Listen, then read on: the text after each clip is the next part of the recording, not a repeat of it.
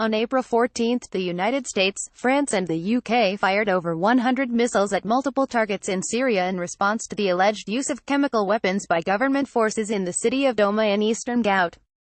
Almost two-thirds of the rockets were shot down, according to Russian military.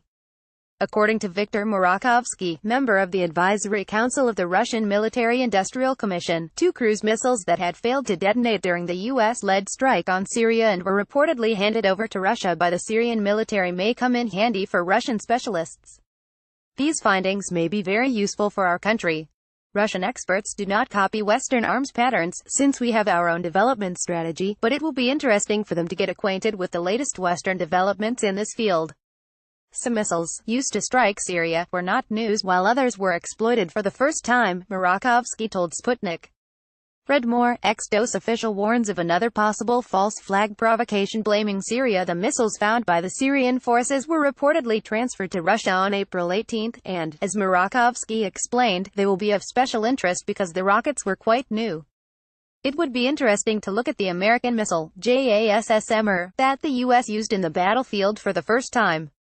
Studying these rockets will help Russia improve its missile defense systems and electronic warfare systems, the military analyst elaborated.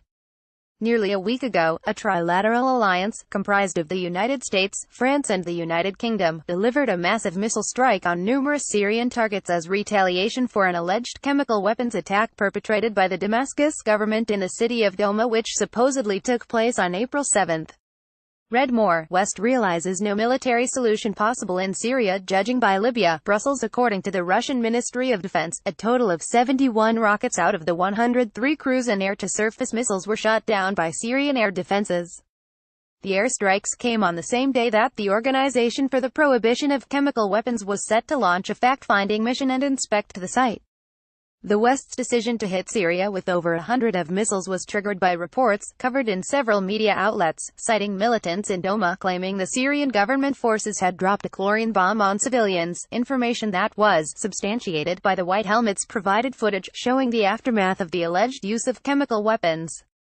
Both Damascus and Moscow dismissed the claims, slamming the entire incident as a false flag, with the Russian Defense Ministry sending a chemical corps commission to Douma to investigate the alleged use of toxic agents. Days after the reports emerged on media, the expert group did not find any traces of chemical poisoning either with chlorine or sarin.